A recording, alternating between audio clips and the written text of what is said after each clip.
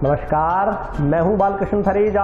आप देख रहे हैं डेली लाइव। आइए शुरुआत करते हैं आज के मुख्य समाचारों की। कांग्रेस पार्टी राष्ट्रीय स्वयं सेवक संघ को बदनाम करने का कर रही है प्रयास।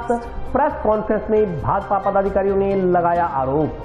बरकत कॉलोनी स्थित गंदे पानी के नाले में डूबने से मौत का शिकार हुए बच्चों के परिजनों को मुआवजा देने की मांग।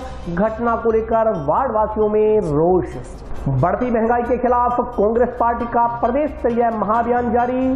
दूसरे दिन गुरुवार को पेट्रोल पंपों पर चलाया गया हस्ताक्षर अभियान। धान का समाज को जाति प्रमाण पत्र जारी करने की मांग। अखिल भारतीय धान का आदिवासी समाज ने विधायक चौधरी विनोद कुमार को सौंपा ज्ञापन। पेट्रोल डीजल की कीमतों में आए दिन हो रही बढ़ोतरी के खिलाफ संयुक्त किसान मोर्चा द्वारा बुधवार को कलेक्ट्रेट के समक्ष किया गया प्रदर्शन। आर्थिक रूप से कमजोर ग्रामीण कलाकारों को सहायता दिलवाने की मांग। ग्रामीण क्षेत्र के कलाकारों ने भाजपा पदाधिकारियों के नेतृत्व में जिला कलेक्टर को सौंपा ज्ञापन। और अब समाचार विस्तार से। भाजपा द्वारा जंक्शन में प्रेस कॉन्फ्रेंस का आयोजन किया गया। प्रेस कॉन्फ्रेंस में बोलते हुए भाजपा पदाधिकारियों ने प्रदेश सरकार को प्रत्येक मोर्चे पर विफल करार दिया। भाजपा नेताओं ने राज्य की गहलोत सरकार को हर मोर्चे पर विफल करार देते हुए आरएसएस को बदनाम करने का आरोप लगाया। गुरुवार को जिला मुख्यालय पर पार्टी कार्यालय में आयोजित प्रेस वार्ता में पूर्व मंत्री डॉक्टर राम प्रताप, भाजपा जिलाध्यक्ष बलबीर बिश्नोई, नौहर विधायक अभिषेक मटोरिया, भाजपा एससी मोर्चा प्रदेशाध्यक्ष कैलाश मेघवाल ने राज्य सरकार की विफलताएं गिनाई। साथ ही राज्य सरकार से पेट्रोल डीजल पर वेट कम करने की मांग की गयी। पूर्व मंत्री डॉक्टर राम प्रताप ने कहा कि आज भी नहरों को पूरा पानी नहीं मिल रहा, इस कारण खड़ी फसलें बर्बाद हो रही है। किसान परेशान है। मुख्यमंत्री सहित पांच मंत्री होने के बावजूद किसानों के खेतों में खड़ी फसलें प्यासी मर रही हैं। कृषि प्रधान इलाका होने के बावजूद क्षेत्र के किसानों को पानी न देकर आर्थिक रूप से बर्बाद किया जा रहा है। वक्ताओं ने कहा कि अगर हालात यही रहे तो फसल पर जितनी लागत आई है उसकी ही भरपाई नहीं हो पाएगी, किसान कर्जे में डूब जाएगा। उन्होंने कहा कि कोरोना काल में जहां एक और नरेंद्र मोदी के नेतृत्व में भारत सरकार ने देशवासियों को बचाने के लिए प्रयास किए, वहीं राजस्थान की कांग्रेस सरकार पूर्णतः नकारा साबित हुई है। महामारी के समय में भी केवल राजनीति की जा रही है। कोरोना से लड़ाई की जिम्मेदारी से भागकर राज्य सरकार केंद्र पर आरोप प्रत्यारोप लगाने का काम कर रही है, जबकि मानवता को बचाने के लिए भारत सरकार ने राजस्थान को हर तरीके से मदद पहुंचाने का काम किया। अभिषेक मटोरिया ने कहा कि कोरोना की दूसरी लहर के आने से पूर्व ही प्रदेश को पीएम केयर फंड से 1500 वेंटिलेटर उपलब्ध करवाए गए। जनवरी के पहले सप्ताह में ही ऑक्सीजन प्लांट लगाने के लिए राज्य सरकार को 201 करोड़ रुपए दिए गए। पर्याप्त मात्रा में पीपीई किट, दवाइयां, मास्क, सैनिटाइजर उपलब्ध करवाए गए। दुर्भाग्य है कि केंद्र सरकार की ओर से पूर्ण सहयोग के बावजूद राज्य की कांग्रेस सरकार नागरिकों की जीवन रक्षा व इलाज में पूर्णतः विफल रही है। एससी मोर्चा प्रदेशाध्यक्ष कैलाश मेघवाल ने कहा कि भारत सरकार ने 45 वर्ष से अधिक उम्र के लोगों की मुफ्त वैक्सीनेशन का जिम्मा अपने ऊपर लिया और रिकॉर्ड समय में राजस्थान में 2 करोड़ 8 लाख डोज लगाई गई। राज्यों की मांग पर 18 से 44 वर्ष के लोगों की वैक्सीनेशन का जिम्मा राज्यों को दिया गया, लेकिन राजस्थान की अकर्मण्य सरकार केवल नोटंकी के अलावा कुछ नहीं कर पाई। प्रदेश के 3 करोड़ 40 लाख युवाओं की 2 डोज वैक्सीन के लिए 2250 करोड़ की आवश्यकता थी, लेकिन सरकार ने केवल 57 करोड़ रुपए वैक्सीन निर्माता कंपनियों को ही जमा करवाए। प्रेस कॉन्फ्रेंस में बोलते हुए पूर्व मंत्री डॉक्टर राम प्रताप ने कहा कि राजस्थान देश का एकमात्र ऐसा राज्य है जहां युवाओं को सरकार के झूठे आश्वासनों के सिवाय धरातल पर रोजगार नहीं मिल पा रहा। वैश्विक महामारी से जूझते राजस्थान प्रदेश में सरकार की अकर्मण्य नीतियों के कारण बेरोजगारी लगातार बढ़ रही है। डॉक्टर राम प्रताप ने प्रदेश सरकार को प्रत्येक मोर्चे पर विफल रहने का आरोप लगाते हुए जनता के लिए संघर्ष करने का आह्वान किया। उन्होंने कहा कि प्रदेश की जनता की हितों की रक्षा की जाएगी तथा प्रदेश सरकार को सचेत करने का काम किया जाएगा। जो आज का प्रेस कॉन्फ्रेंस लाने का एक अहम मुद्दा आपसे मैं निवेदन करना चाहूंगा, जो मुख्य मुद्दा है, विफलता के साथ साथ राष्ट्रवादी संगठन, सांस्कृतिक राष्ट्रवाद, कोरोना जैसी महामारी के भी प्राण को त्याग कर हजारों लाखों स्वयंसेवकों ने जनता की सेवा की, सहायता की और आज नहीं 1 दशक से ऊपर लगातार वर्षों तक सेवा भाव से जो कार्य किया, ऐसे आरएसएस संगठन पर झूठे, मनगढ़ंत, कूट रचित ऑडियो वीडियो दस्तावेज के आधार पर जो FIR 229/2021 जो दर्ज की गई, उसके विरुद्ध जो साक्ष्य, जो बात भारतीय जनता पार्टी के नाते हमें आपके बीच करनी है, ये उसका अहम मुद्दा रहेगा। जांच अभी पूरी नहीं हुई है। मेरे को इसलिए बताया कि हमारे यहाँ के स्थानीय MP जो है, उनसे मेरी परसों चर्चा हुई थी। उन्होंने कहा कि एक कमेटी बनाई, उसमें मैं भी सदस्य हूँ, वो आएगी जब बैठ के बात करें। लेकिन कमेटी करेगी क्या गंदे पर? पानी आपके हरीके बराबर पर आएगा और वहां से निकालने के लिए मुझे जो जानकारी मिली है पिछली मीटिंग में ये हवा के साथ उसको निकालें कहाँ पर। अरे भले आदमी वहां पर आपके सतलुज नदी का 34 गेट है उसके हरीके बराबर पे, इसको जाने दो दीजिए आप जाने वाला की तरफ आपको किसने बनाएंगे। एक एस्केप नहीं, वो तो 34 गेट है, कितने पानी निकाल 88 में मेरे ख्याल से लाखों क्यूसेक पानी वहां से निकाला। जब बाढ़ आई थी 1988 में तो लाखों क्यूसेक पानी वहां से निकला है, ये तो पानी था ही कितना। तो मीटिंग है उसकी अभी मेरे ख्याल से बैठक जल्दी होने वाली। मेरे ख्याल से ये कैलकुलेशन अपने आप में ही निकालते हैं, कैलकुलेशन ऐसे हो ही नहीं सकती और किसी ने की भी नहीं। वहां बैठा आदमी जो कह दे वही मान दिया जाता है। हिसाब से तो ये जो आपके भाखड़ा व्यास मैनेजमेंट बोर्ड है सिद्धांत रूप से इसको इरिगेशन मिनिस्ट्री के अंदर में,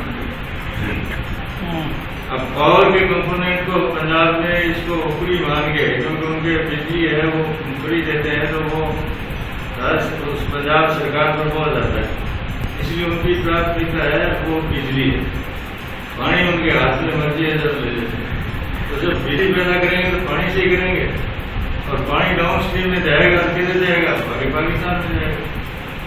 बंदी लगेगी थी 30-70 दिन। अब आप इसका गुना भाग खुद ही करो कि अगर 70 दिन की बंदी तक नहर में पानी चलता वो हमारा शेर बचा नहीं होता। तो उस शेर को पूरा करके दें तो अभी इतनी गर्मी पड़ रही है, बरसात हुई नहीं, उसकी वजह से खड़ी फसलें वो बर्बाद हो गई। दूसरा एक कारण और था कि नहरबंदी के दौरान जो पीने के लिए पानी दिया गया वो अकेला पीने का पानी था, और वो कौन सा पानी था कि जो आपके सतलुज नदी से हरीके बराज पर पंजाब के फैक्ट्रियों का गंदा पानी आता है वो आकर के आगे बंदी थी, इसलिए वहाँ इकट्ठा हो गया। कांग्रेस ने लंबे समय तक कोशिश की, कोर्ट में तथ्य गए तो कोर्ट ने निराधार बताया, खारिज किया, कांग्रेस को मुंह की खानी पड़ी। परंतु बेशर्मी से कांग्रेस के लोग आज भी गांधी जी के हत्यारे आरएसएस को बताते हैं। भगवा आतंकवाद का एक ताना बाना बुना गया हिंदुओं को बदनाम करने के लिए, आरएसएस को बदनाम करने के लिए, भगवा आतंकवाद, और उसमें झूठी एफआईआर दर्ज की गई। संघ के वरिष्ठ प्रचारक आदरणीय इंद्रेश जी को बुला करके पूछताछ की गई, परंतु कुछ भी नहीं निकला, सब बातें खारिज हुई, कांग्रेस को मुंह की खानी पड़ी और कांग्रेस की बदनामी हुई।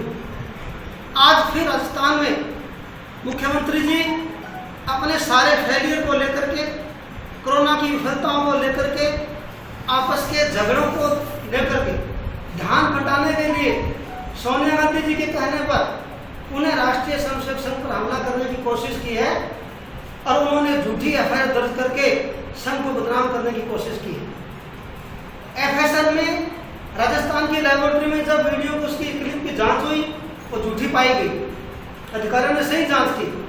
क्या कारण था कि एफएसएल में स्टेट में जांच होने के बाद परंपरा यह है कि जो दिल्ली के केंद्र की लैब में जांच करने के लिए सैंपल भेजते हैं, परंतु इन्होंने जानबूझ करके सोनिया गांधी जी के इशारे पर उसकी जांच करने के लिए तेलंगाना के अधिकारी विशेष को वो क्लिप भेजी गई और उस अधिकारी विशेष ने उसको झूठा ही सही बता करके यहाँ भेजा, जबकि वीडियो में स्पष्ट है कि डिसकंटिन्यू है, उसमें लगातार नहीं है, वीडियो जोड़ के बनाया गया है, तथ्यों को उसमें सत्यता की कहीं भी उसमें गुंजाइश नहीं है। आरएसएस जैसे राष्ट्रवादी संगठन पर गहलोत सरकार ने जो मनगढ़ंत और कूटरचित दस्तावेज ऑडियो वीडियो के माध्यम से जो एफआईआर दर्ज कराई, भारतीय जनता पार्टी हनुमानगढ़ इकाई नहीं पूरा प्रदेश हम विपक्ष के रूप में इसकी घोर निंदा करते हैं।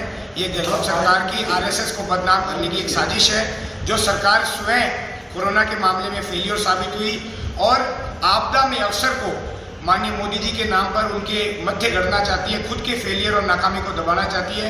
ऐसी गहलोत सरकार पूर्ण रूप से शिक्षा, चिकित्सा और बाल तस्करी, भ्रष्टाचार में, अपराधों में आज अव्वल नंबर प्राप्त कर चुकी है। 2.5 साल में किसी प्रकार के कोई विकास कार्य को, बड़ा फ्लैगशिप योजना को इन्होंने अंजाम नहीं दिया। हम पूर्ण रूप से जो ये एफआईआर 229/2021 हुई है, इसका विरोध करते हैं, मीडिया के माध्यम से अपनी बात रखेंगे। और उसके बावजूद भी जिस प्रकार हमारे जिला के मुखिया, पूर्व मंत्री, मोर्चा के अध्यक्ष और विधायक बैठे हैं, हम पूरे जिले में इस बात को लेकर जाएंगे और कांग्रेस सरकार की ईंट से ईंट बचाने का काम करेंगे। पेट्रोल डीजल के ऊपर कांग्रेस पुनः ये बात छुपा रही है कि अन्य प्रदेशों के मुकाबले सर्वाधिक महंगा पेट्रोल डीजल पूरे इंडिया में कहीं है तो वो राजस्थान में है। पहले पहल करते हुए अपने हिस्से का कम करें। जब बात केंद्र सरकार की आएगी तो निश्चित रूप से हम अपने सांसद महोदय, मंत्री महोदय से बात करेंगे। पूर्व में भी की थी, आगे भी अवगत कराएंगे, पर पहल कांग्रेस सरकार खुद तो करे। टाउन की बरकत कॉलोनी में गंदे पानी की निकासी के लिए बनाए गए नाले में डूबने से एक ही परिवार के 2 बच्चों की मौत के मामले में बरकत कॉलोनी के बाशिंदों में रोष व्याप्त है। वार्डवासियों ने पीड़ित परिवार को मुआवजा देने तथा उक्त खूनी नाले को ढकने की मांग की है। टाउन की बरकत कॉलोनी में बुधवार को गंदे पानी की निकासी के लिए बनाए गए नाले में डूबने से एक ही परिवार के 2 बच्चों की दुखद मौत हो जाने के बाद वार्डवासियों ने गंदे पानी के नाले को ढकने की मांग की है। इस दौरान मृतक बच्चों के परिजनों व कॉलोनी वासियों ने नगर परिषद अधिकारियों पर लापरवाही का आरोप लगाते हुए उनके खिलाफ कानूनी कार्रवाई करने की मांग की है। अपने बच्चों की तस्वीरें हाथों में पकड़े बैठे दोनों बच्चों के माँ बाप का भी रो रो कर बुरा हाल हो गया। परिजनों का कहना था कि करीब 6 माह पहले जब नगर परिषद ने नाला बनवाया था तब उसे ढका नहीं गया, 7 फीट गहरे नाले को खुला छोड़ दिया गया। आज यह नाला यदि ढका होता तो उनके मासूम बच्चे मौत का शिकार न होते। उनका कहना था कि इससे पहले भी इस नाले में कई बार गोवंश गिरने की घटनाएं हो चुकी हैं, लेकिन अवगत करवाने के बावजूद भी नगर परिषद अधिकारियों ने कोई कार्रवाई नहीं की। नगर परिषद अधिकारियों तथा संबंधित ठेकेदार की लापरवाही का ये परिणाम हुआ कि मोहल्ले के 2 मासूम बच्चों की जान चली गई। इस मामले में बोलते हुए विधायक चौधरी विनोद कुमार ने कहा कि शहर में ऐसे नाले जो गहरे हैं उन्हें ढकवाने की व्यवस्था करवाई जा रही है ताकि भविष्य में इस तरह की घटनाओं की पुनरावृत्ति न हो। वहीं नगर परिषद सभापति गणेश बंसल ने कहा कि शहर के गंदे पानी की निकासी के लिए नगर परिषद की ओर से पिछले वर्ष वार्ड 46 में आरसीसी नाले का निर्माण करवाया गया था, लेकिन अभी तक उस नाले को ढका नहीं गया था। नाला अभी निर्माणाधीन है। बुधवार को इस नाले में डूबने से 2 बच्चों की मौत हुई जो बेहद दुखद है। उन्होंने कहा कि मौका देखकर उचित कार्रवाई की जाएगी, साथ ही पीड़ित परिवार को नगर परिषद की ओर से आर्थिक सहायता भी मुहैया करवाई जाएगी। अब तो काम करने जाते ही है ना, गरीब क्या काम करेगा? तो जाता ही है, स्कूल बंद है तो स्कूल भी बंद है तो बच्चे कहाँ जाए? बिहारी को बताता आपको पता ही है, तो सरकार को संयम करना चाहिए सबसे पहले। उसको संयम करके जो कल के कुछ हो न जाए नुकसान सोचना चाहिए। सरकार तो दुनिया चलाता है, एक बच्चा सरकार क्यों नहीं चलाया जो कल की कुछ हो घर चिंता पहले छोटा नाली था, चलो कोई बचा की तरह निकल जाता। 2 बच्चा आज गुजर गया, उसको एक ही छड़ा रहा, उसको उम्र भर क्या देगा खाने के लिए? कोई आशा नहीं है उसी को। करो बर्तन मांज के खाता है, उसकी बच्चा रहा, ऑपरेशन गया, चलारी चलता रहा, चलारी से गिर गया कि आपे गिर गया, कोई नहीं देखा। वो नाला को कोशिश करो, उसको साधन से बंद करा, बहुत खतरा है वहाँ पर। सरकार के लापरवाही से ये ना हुआ, वो 2 बच्चा गया, कल और बच्चा जाएगा। अगर सरकार ऐसे नहीं बंद करवाएगा तो और बच्चा देगा, सरकार भरेगा इसका दंड, देगा बच्चा बेटा देगा किसी को, किसी का बुढ़ापा सारा देगा। आगे से रोटी छीन गया किसी का, हाँ 1 बच्चा था, सरकार क्या किया? खड्डा खोद के छोड़ दिया, हाँ इतना ढक देता। जानता था मोहल्ला का खड्डा है, मोहल्ले का बच्चा मोहल्ला में खेलता ही है, दूर रहता तो कोई बात नहीं। खुला भी तो 6 महीना से खुला है, 6 महीना ही हुआ है, कहाँ ज्यादा दिन हुआ, 6 महीना हुआ। पहले छोटा था, कहाँ कोई गिरता था, अभी नहीं गिरा। हम इतना उम्र हो गया, नहीं कभी नहीं देखा गिरता। पशु गिरता है निकाल देता है, कहीं मरा हुआ नहीं निकला है कि बंद करवाओ उसको। और बुढ़ापा का इनके कोई सहारा करो, इनको कोई आगे कोई नहीं है देने वाला, रोटी देने वाला। नगर पालिका वाला जिम्मेदार है और कौन है? दबाया तो उन्होंने ही जिम्मेदार है। ये बात बिल्कुल आपकी सही है। कल जो घटना घटी है बड़ी दर्दनाक है। एक ही परिवार के 2 बच्चे नाले में डूब करके उनकी डेथ हो गई है। मैंने चेयरमैन साहब से बातचीत की है, आज उनके घर जाएंगे और उनको भी उचित मुआवजा दिया जाए। गरीब आदमी है तो परिवार को कुछ सांत्वना मिल सके। और जितने भी शहर के अंदर गहरे नाले हैं उनको बंद करने की भी हमने व्यवस्था की है। आने वाले भविष्य में ये घटना नहीं घटे। हाँ, ये जो नाला बन रहा है साहब, ये नया अभी बन ही रहा है, तो ये बनने के बाद में इसको भी कवर करेंगे। शहर के अंदर और भी जो गहरे नाले हैं जहाँ डूबने की शंका है उनको बंद किया जाएगा। ये चेयरमैन साहब भी पास ही खड़े हैं, चेयरमैन साहब से भी बात भी हुई है। नगर परिषद के द्वारा गत वर्ष जो वार्ड नंबर 46 में एक आरसीसी नाला निर्मित किया गया था, जिसमें सारे शहर का पानी जो सैंपल में आता है और बाकी ड्रेनेज होता है उस नाले को अभी पैरों कवर से नहीं ढका था, अभी अंदर निर्माणाधीन था। तो मुझे मालूम हुआ है कि कल उसमें बिहारी समुदाय के 2 व्यक्तियों के बच्चों जो अचानक उनमें गिरने से उनके पानी में डूबने से डेथ हो गई है। ये बड़ी दुखद घटना है, हमें इस बात पर बड़ा खेद है। मैं इस बात की जानकारी ले रहा हूँ, मैं मौका देखकर हम उसमें उचित कार्रवाई भी करेंगे। पीड़ित परिवार को के प्रति हम संवेदना व्यक्त करते हैं। मैं नगर परिषद में जाकर बात करके उनको कुछ मदद के लिए सांत्वना राशि भी दिए जाने का प्रयास करेंगे। पेट्रोल, डीजल व रसोई गैस के दामों में बढ़ोतरी तथा महंगाई के खिलाफ कांग्रेस पार्टी की ओर से चलाए जा रहे प्रदेश स्तरीय महाअभियान के दूसरे दिन गुरुवार को पेट्रोल पंपों पर हस्ताक्षर अभियान चलाया गया।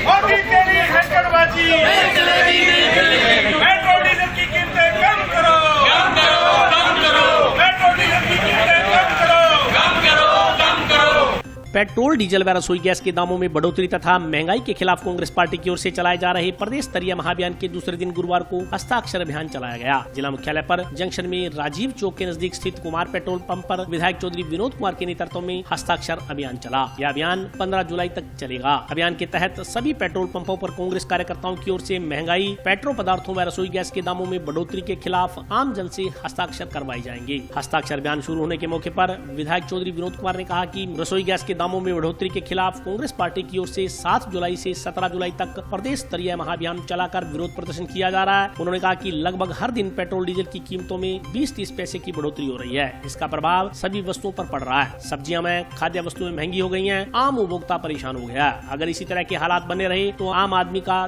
2 टाइम की रोटी का जुगाड़ भी मुश्किल हो जाएगा। विधायक ने कहा कि कोरोना काल के चलते सभी तरह का कारोबार ठप पड़ा है। इस दौरान भी राहत देने की बजाय केंद्र सरकार ने पेट्रोल, डीजल व रसोई गैस की कीमतें बढ़ाकर कोड़ में खाज का काम किया है। वोट हासिल करने के लिए पिछले दिनों चुनाव के समय में कीमतों में बढ़ोतरी नहीं की गई। केंद्र सरकार तानाशाही करने पर उतारू हो रही है। इस सरकार से पूरे देश की जनता त्रस्त है। खेती भी प्रभावित हो रही है। डीजल के लिए किसान के पास पैसे नहीं है। कृषि जिन्सों की पूरी लागत नहीं मिल पा रही, जबकि किसानों को लाभकारी मूल्य मिलना चाहिए। गेहूं की कोई कीमत नहीं, साथ ही खरीद भी नहीं की जा रही। आज लाखों थैले धान मंडियों में पड़े हैं, उनके भाव लगा दिए गए लेकिन उठाव नहीं हो रहा। वह गेहूं बारिश में भीग कर खराब हो रहा है। उन्होंने कहा कि केंद्र सरकार की नीति आम जन व किसान विरोधी है। कांग्रेस नेता गुरमीत सिंह चंद्रा ने कहा कि जब से केंद्र में भाजपा की सरकार सत्तासीन हुई है, तब से पेट्रोल, डीजल व रसोई गैस के दाम आसमान छू रहे हैं। इसकी वजह से अन्य वस्तुओं के दामों में भी बढ़ोतरी हो रही है। इसके विरोध में अखिल भारतीय कांग्रेस कमेटी के निर्देशानुसार राजस्थान प्रदेश कांग्रेस कमेटी के आदेशों पर पूरे राजस्थान में 7 से 17 जुलाई तक पेट्रोल, डीजल एवं रसोई गैस के दामों में बढ़ोतरी व महंगाई के खिलाफ महाअभियान चलाया जा रहा है। इस मौके पर जिला कांग्रेस कमेटी के पूर्व जिलाध्यक्ष सुरेंद्र दादरी, नगर परिषद सभापति गणेश बंसल, उप सभापति अनिल खिचड़, दयाराम जाखड़, व्यापारी घनश्याम भादू, एडवोकेट मोहम्मद मुश्ताक जोया, सुमित रेणवा, मदन बागला, मनोज सैनी सहित अन्य कांग्रेस पदाधिकारी मौजूद रहे। कीमतें बढ़ा रहे हैं, इसके लिए प्रदेश स्तर पर 7 तारीख से लेके 17 तारीख तक इस पर विरोध प्रदर्शन स्टेट लेवल पर किया जा रहा है। हर दिन 20 पैसे, 30 पैसे पेट्रोल की कीमतें बढ़ रही है। इससे सभी चीजों पर प्रभाव पड़ रहा है। आम उपभोक्ता परेशान है। अभी पिछले 1 तारीख को 25 रुपए जो है आपके सिलेंडर के बढ़ा दिए, तो आम उपभोक्ता है उसके ऊपर ही असर पड़ रहा है। सभी सब्जी महंगी हो गई है, सामान महंगा हो गया है। अगर इसी तरह के हालात रहे, मैं कहता हूँ आम आदमी को कटोरा लेके मांगने वाली नौबत आ जाएगी। अब ये कोरोना की वजह से सारा कारोबार भी बंद था, इसमें भी इन्होंने कोई बेरहमी से कीमतें बढ़ाई। और जब पिछले दिनों चुनाव थे तब रेट नहीं बढ़ाए, और अब आने वाले टाइम में रेट है उस टाइम और रोक देंगे। इस तरह से ये तानाशाही जो कर रहे हैं ये नहीं चलेगी। सारी जनता इससे परेशान है और उसी लेवल के अंदर हम ईश्वर से प्रार्थना करते हैं कि इनको सदबुद्धि आए सरकार को, केंद्रीय सरकार को, और इनकी कीमतें कम करें ताकि आम किसान, इससे खेती प्रभावित होगी। आज एक दिन ट्रैक्टर आदमी चलाएगा तो 4-5 हज़ार रुपये का डीजल चलेगा, पैसे कहाँ से आएंगे? और जो हमारी जिन्स हैं उसकी हमें लागत नहीं मिल रही है, जबकि हमें लाभकारी मूल्य मिलने चाहिए। गेहूं की कोई कीमत नहीं है, खरीद नहीं रहे हैं। आज लाखों गट्टे यहाँ पड़े हैं जो खा नहीं रहे हैं, भाव लगा दिए इन्होंने। इस तरह की जो सरकार की नीति है, ये किसान आम जन के विरोध के अंदर ये काम कर रहे हैं। इसी के अंदर हम 17 तारीख तक इसका धरना देंगे और हस्ताक्षर करेंगे। 17 तारीख को एक रैली भी निकाली जाएगी ताकि आम आदमी इससे जागरूक हो और हमारे साथ मिलकर के इसका विरोध। आज प्रदेश कांग्रेस कमेटी के निर्देशानुसार हनुमानगढ़ के सभी पेट्रोल पंपों पर डीजल, पेट्रोल, गैस और बढ़ती महंगाई के विरोध के अंदर धरना प्रदर्शन किया गया। साइन बयान किए गए, हस्ताक्षर बयान था। तो उसमें जो भी लोग यहाँ पर आए पेट्रोल डलवाने के लिए कुमार पेट्रोल पंप पर, तो हमने उनसे पूछा भी क्या आप इस बढ़ती हुई कीमत से अगर आप खुश नहीं हो तो आप इस पर साइन करो, नहीं तो मत करना। तो सभी लोग बड़े खुशी वो साइन कर रहे थे। वो कह रहे थे इस सरकार ने हमें मार दिया है और इतनी महंगाई बढ़ गई है कि सभी की कमर टूट गई है। आज पेट्रोल, डीजल तो कोई भी लेने के लिए असमर्थ हो रहे हैं लोग। और ये सरसों का तेल है या और भी किसी चीज़ के रेट हैं, पहले जो बाइक थी वो 50,000 में आती थी, आज 90,000 में आ रही है। और हमारे जो पड़ोसी मुल्क हैं, जो हिंदुस्तान से, जैसे नेपाल है, हिंदुस्तान से तेल वहाँ पर जाता है, हमारी सरकार वहाँ निर्यात करती है, वो हमें 50 रुपये में डीजल दे रहा है और हमारी सरकार 100 से ऊपर ले रही है।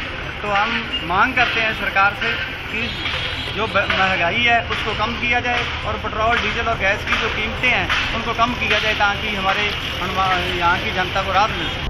सामाजिक न्याय एवं अधिकारिता विभाग के आदेश को निरस्त कर धानका समाज को जाति प्रमाण पत्र जारी करने की मांग को लेकर गुरुवार को अखिल भारतीय धानका आदिवासी समाज ने मुख्यमंत्री के नाम का एक ज्ञापन विधायक चौधरी विनोद कुमार को सौंपा।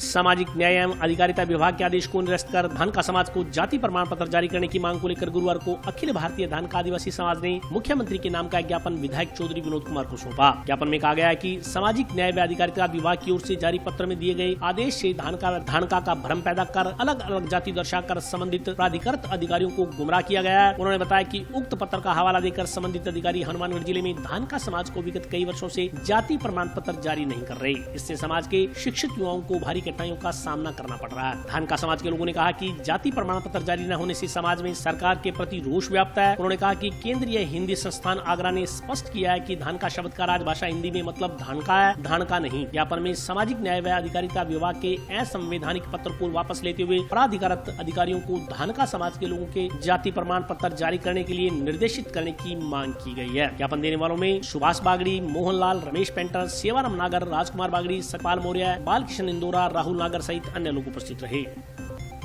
आज हमारे अखिल भारतीय धानका आदिवासी समाज की ओर से आज हमारे जिला अध्यक्ष व जिला प्रभारी व हमारे समाज के कुछ गणमान्य व्यक्ति द्वारा हमने आज माननीय चौधरी विनोद कुमार जी को ज्ञापन दिया है। ज्ञापन में हमने ये मांग की है कि जो राज्य सरकार में जो हमारे धानक और धानका जाति पर जो मौखिक रोक लगाई हुई है, जो हमारे बच्चे जैसे शिक्षा से व अन्य नौकरियों से जो वंचित रह जाते हैं, उसके लिए आज हमने ज्ञापन देकर के चौधरी विनोद कुमार जी से यह आग्रह किया है कि जो समाज पर जातीय प्रमाण पत्र नहीं बन रहे हैं उनको जो जातीय प्रमाण पत्र जो मुख्य लगाई उनको जल्द से जल्द जारी करने का आदेश करें ताकि हमारे बच्चे जातीय प्रमाण पत्र बना सके और समाज में फैल रही कुर्सियों को और जो हमारे समाज जो शिक्षा की ओर से वंचित रह जाते हैं वे शिक्षा की ओर अग्रसर रहे।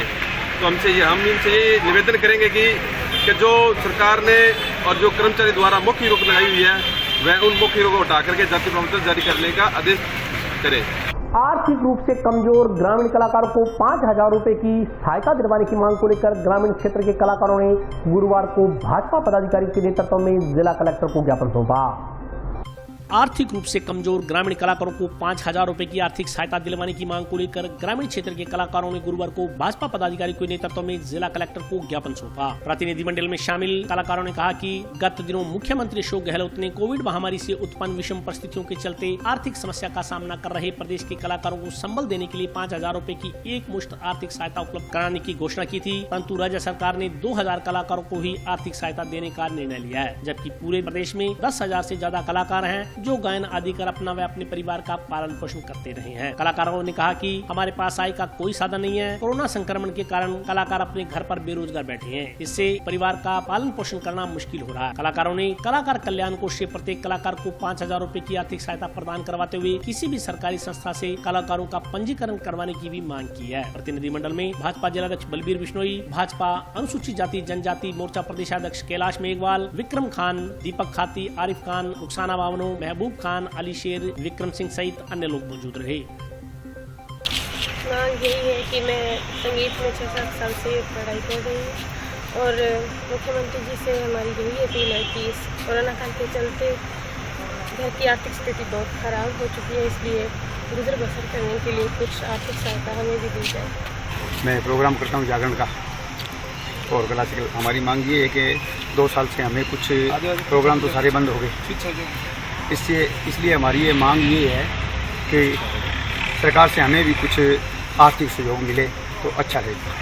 उसमें हमारा रजिस्ट्रेशन में नाम नहीं जुड़ा है। हम ग्रामीण क्षेत्र के सारे जितने भी कलाकार हैं, अच्छे कलाकार सारे अच्छे घर पर बैठे, कोई काम धंधा नहीं उनके पास।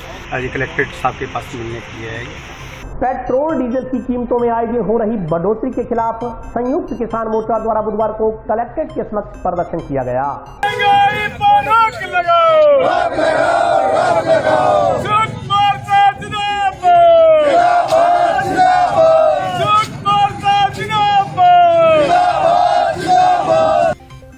केंद्र सरकार द्वारा पेट्रोल डीजल की कीमतों में की जा रही निरंतर वृद्धि के खिलाफ संयुक्त किसान मोर्चा द्वारा आज जंक्शन स्थित कलेक्ट्रेट के समक्ष प्रदर्शन कर विरोध जताया गया। इस मौके पर बोलते हुए वक्ताओं ने कहा कि रसोई गैस सिलेंडर 1000 रूपए तक पहुंचने को है। इसके अलावा पेट्रोल डीजल की कीमतों में बेतहाशा बढ़ोतरी की गई है। पेट्रोल पदार्थों की कीमतों में इजाफा होने के कारण अन्य जरूरत की वस्तुओं में भी भारी उछाल आया है। इससे निर्धन तबके का जीना मुहाल हो गया है, लेकिन केंद्र सरकार पर इसका कोई असर दिखाई नहीं देता। वक्ताओं ने कहा कि डीजल के दाम बढ़ने से किसानों की खेती भी प्रभावित हो रही है। वक्ताओं ने कहा कि पेट्रोल डीजल की कीमतों में बढ़ोतरी के लिए सिर्फ केंद्र सरकार ही जिम्मेदार नहीं है, बल्कि प्रदेश सरकार भी इसमें बराबर की भागीदारी है। प्रदेश सरकार ने वेट लगाकर प्रदेशवासियों के समक्ष आर्थिक मुश्किलें पैदा कर दी हैं। उन्होंने कहा कि राजस्थान के सटते ही पंजाब और हरियाणा में लगभग 10 रुपए प्रति लीटर डीजल और पेट्रोल के भाव में अंतर है। वक्ताओं ने कहा कि केंद्र और राज्य सरकार जन विरोधी नीतियां अपनाते हुए आम आदमी को लूटने का काम कर रही है। उन्होंने कहा कि केंद्र सरकार द्वारा लाए गए तीनों कृषि कानूनों के खिलाफ संघर्ष करते हुए लगभग 500 किसान शहीद हो चुके हैं। उन्होंने कहा कि किसानों की शहादत को व्यर्थ नहीं जाने दिया जाएगा तथा जब तक तीनों कृषि कानूनों को वापस नहीं लिया जाता किसानों का आंदोलन जारी रहेगा। संयुक्त किसान मोर्चा ने पूरे देश के अंदर जो बहुत भारी महंगाई उनकी कीमतों में बढ़ोतरी की है, पेट्रोल की, डीजल की और रसोई गैस की, और रसोई गैस के साथ साथ जो 350 का सिलेंडर आज जो है 1000 रुपये के करीब पहुँच रहा है। पेट्रोल और डीजल में बढ़ोतरी के कारण आम आदमी की सारी जरूरत की चीज़ें जो है वो महंगी हो रही है। इसलिए महंगाई जो बढ़ रही है उसमें डीजल का बहुत बड़ा रोल है। डीजल किसान की खेती के अंदर काम आने वाला प्रमुख पदार्थ है, उसी के हिसाब से महंगाई बढ़ती है। इसीलिए हमारे संयुक्त किसान मोर्चा ने पूरे देश के अंदर इस बात का आह्वान किया है कि आज के दिन तमाम किसान, मजदूर, आम आदमी इसके खिलाफ विरोध प्रकट करें, उसमें शामिल हो। और इसके पेट्रोल और डीजल की महंगाई के अंदर सिर्फ केंद्र सरकार नहीं, राजस्थान की सरकार भी बराबर की जिम्मेदार है, क्योंकि हमारे पड़ोस के अंदर पंजाब और हरियाणा में हमसे 8 से 10 रुपये पेट्रोल और डीजल सस्ता मिलता है, यहाँ महंगा मिलता है। ये बहुत बड़ी कीमत है। अगर केंद्र सरकार के साथ साथ राजस्थान की सरकार चाहे तो आज के दिन 35 रुपये 80 पैसे पेट्रोल का जो है कीमत है, जो जिसके अंदर सारे खर्चे उसके अंदर शामिल हैं और किसान को, आम आदमी को मिल सकता है। तो डीजल और पेट्रोल की महंगाई का मुख्य कारण केंद्र सरकार और राजस्थान की सरकारें एक तरह से लूट शुरू कर रखी है। आम आदमी को इससे नुकसान हो रहा है, महंगाई लगातार बढ़ रही है। इसी के खिलाफ संयुक्त मोर्चा ने आह्वान किया है, उसके क्रम में हम यहाँ आज पहुँचे हैं। और अभी वक्त ब्रेक का, हाजिर होता हूँ छोटे से ब्रेक के बाद।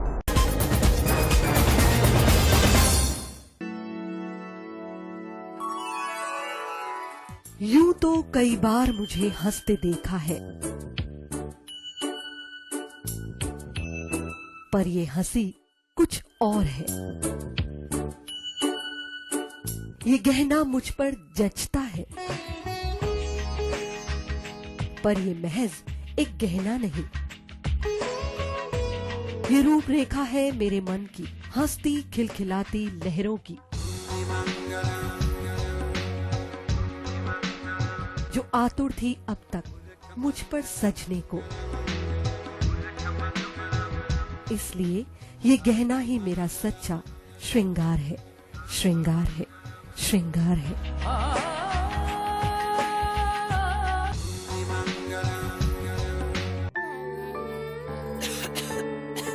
दीदी ये देखो,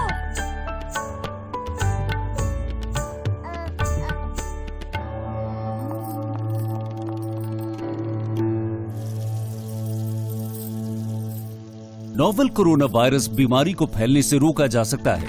खांसी और छींक के बाद और बच्चे को छूने से पहले अपने हाथों को साबुन से धोकर इसे फैलने से रोक सकते हैं। वो डॉक्टर साहब हैं? भाई साहब खांसी और बुखार था, सोचा चेक करवा लूं।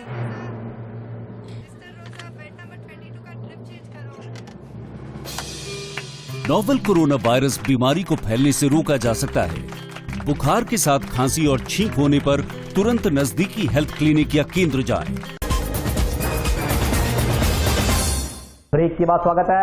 आइए नजर डालते हैं अगले समाचारों पर। नेहरू मेमोरियल विधि महाविद्यालय के विद्यार्थियों ने प्रबंध समिति पर विद्यार्थियों को धोखा देने का आरोप लगाते हुए मुकदमा दर्ज करने की मांग की है।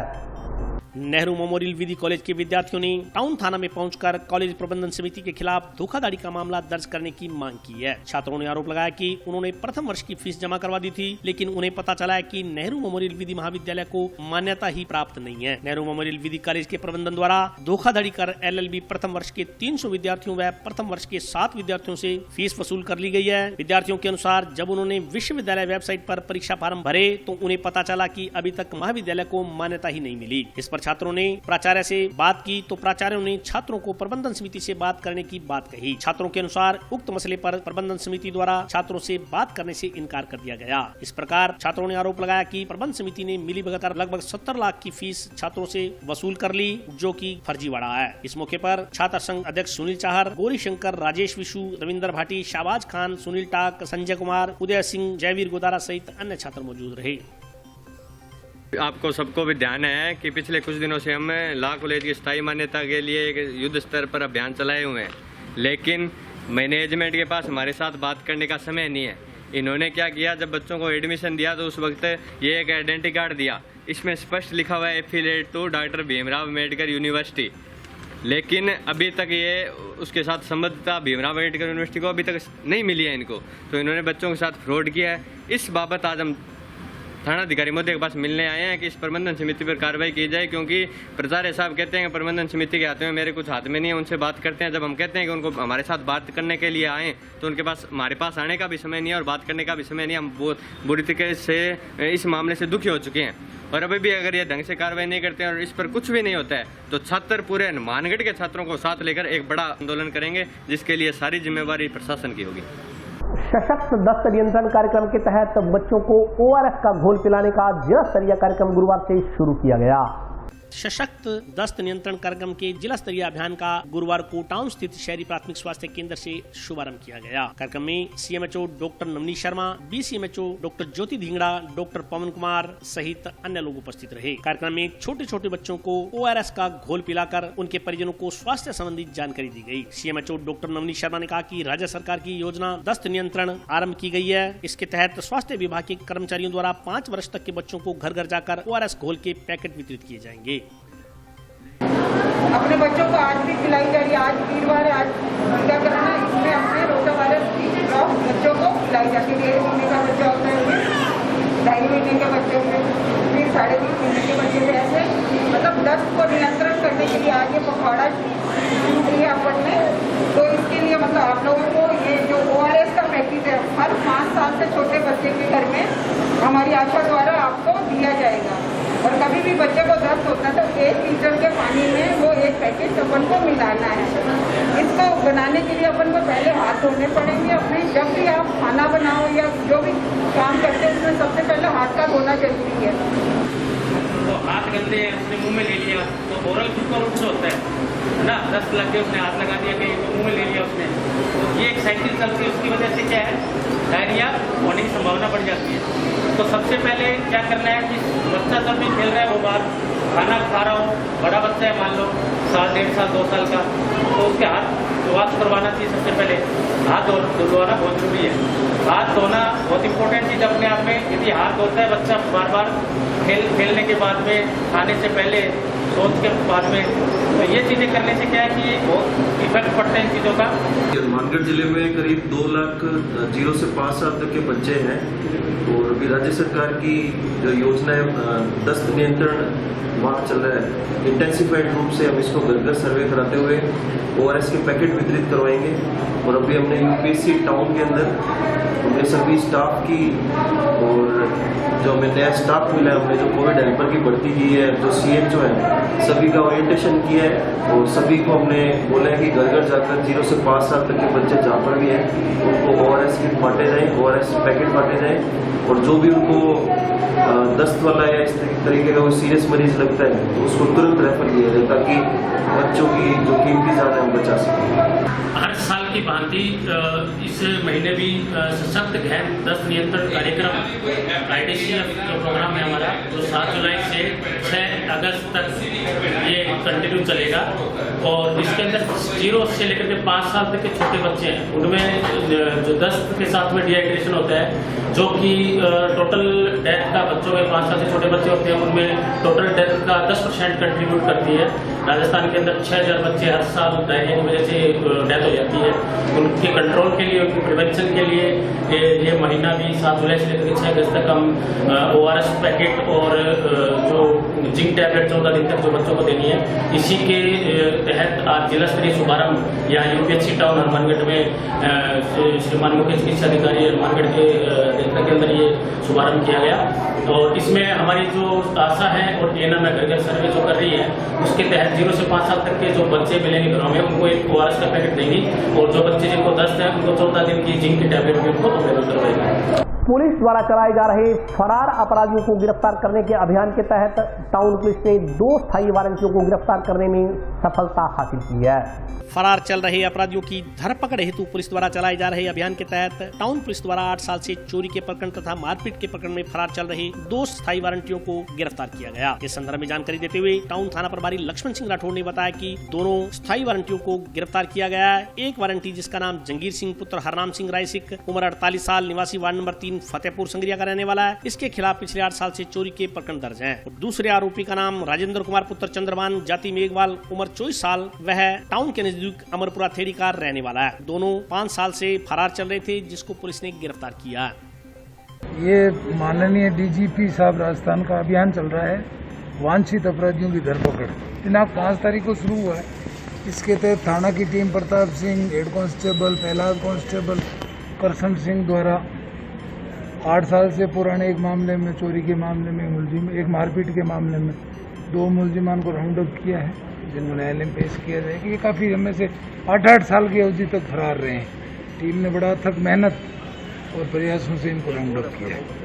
क्षेत्र की उभरती गायिका कुमारी अमन गैदर के कंवर सॉन्ग तू मैनू पुछदा ही नहीं की लॉन्चिंग गुरुवार को टाउन के LR स्टूडियो में की गई। क्षेत्र की उभरती गायिका अमन गैदर के कवर सॉन्ग तू मैनू पुछदा ही नहीं का विमोचन गुरुवार को टाउन के LR स्टूडियो में किया गया। इस मौके पर अतिथियों ने अमन गैदर की आवाज की प्रशंसा करते हुए उनके उज्जवल भविष्य की कामना की। उपस्थित अतिथियों ने कहा कि क्षेत्र में प्रतिभाओं की कमी नहीं है, जरूरत है उनको तलाश कर तराशने की। संगीत की विलक्षण प्रतिभाओं को तराशने का काम कर रहे हैं संगीत शिल्पी लेखराज बबलू। लेखराज बबलू ने 7 सुरों की गहन आराधना से संगीत में पारंगता हासिल की है। इस हुनर का लाभ वे संगीत प्रेमियों को दे रहे हैं। कार्यक्रम में बोलते हुए गायिका अमन गैदर ने इस गीत का क्रेडिट अपने गुरु लेखराज बबलू को दिया। कार्यक्रम में गायिका अमन गैदर के पिता हरवंश सिंह, लेखराज बबलू, पत्रकार बालकृष्ण थरेजा सहित अन्य लोग उपस्थित रहे। मेरे को पहले से ही सिंगिंग का शौक था। मैंने अपने पापा मम्मी को बताया घर पे, तो उन्होंने मेरी सपोर्ट की। तो पहला थैंक्स तो मेरे पापा मम्मी को, जिन्होंने मेरे को सपोर्ट की। उनके बाद मैं LR बबलू सर के पास आई, जिन्होंने मेरे को बहुत ज़्यादा सपोर्ट किया। मैं उनके पास 1 ईयर से सीख रही हूँ सिंगिंग। तो मैं थैंक यू करना चाहूँगी बबलू सर का, जिन्होंने मेरे शौक को आगे बढ़ाया। और मेरा कल न्यू सॉन्ग आ रहा है, पुछदा ही नहीं, तो उस सॉन्ग को लाइक करें, शेयर करें, सब्सक्राइब करें। ओ गौर करो मेरी गल ते जनाब जी, साडा हो रहा रिलेशन खराब जी। जिवें इंडिया नाल लड़े पाकिस्तान, तू मैनू पुछदा ही नहीं, पुछदा ही नहीं। मेरे हुसन दी सौं मुंडे खान, तू मैनू पुछदा ही नहीं। ये बच्ची काफ़ी दिनों से मेरे पास आ रही है, 1 साल से। इसका पिछले साल भी एक किसान पे हमने गाना बनाया था। ट्रैक्टर भी गईयाँ, ट्रालियाँ भी गईयाँ, काफ़ी लोगों ने पसंद किया। और अभी हाल ही में इसका एक गाना जो रिलीज़ हो रहा है कल, वो गाना है आशा नेहा कक्कड़ का गाया हुआ है, कवर सॉन्ग इसका तैयार कर रहे हैं। तू मैनू पुछदा भी नहीं गाने के बोल हैं और काफ़ी मधुर आवाज़ में बच्ची ने गाया है। और सबसे बड़े तो इसके मम्मी पापा को हम थैंक्स कहेंगे कि इन्होंने काफ़ी सपोर्ट किया है। और सबसे मेन तो बच्ची को भी है, क्योंकि इसका काफ़ी इंटरेस्ट है। वहाँ से आना जाना कितना मुश्किल था, गर्मी के अंदर ये बच्ची आती रही है। और सभी का थैंक्स है और सभी लाइक सब्सक्राइब और शेयर करें प्लीज़। इस सॉन्ग को सुने, हनुमानगढ़ की बच्ची है ये और बहुत ही सुरीली आवाज़ है। एक बार सुनेंगे तो आपको सुनते रहेंगे। बहुत अच्छा लगा मुझे भी इसकी आवाज़, तभी मैंने आज हमारे बीच में हमारे जो वरिष्ठ पत्रकार हैं बंटी जी थरेजा भी पधारे हैं स्पेशल। इनके कर कमलों द्वारा ये लॉन्चिंग आज 8 तारीख को हमने कर दी है और ये गाना आज लॉन्च कर रहे हैं हम। और प्लीज़ इसको शेयर, सब्सक्राइब और कमेंट। और आज के लिए बस इतना ही। कल फिर हाजिर होता हूँ नए समाचारों के साथ। तब तक के लिए नमस्कार।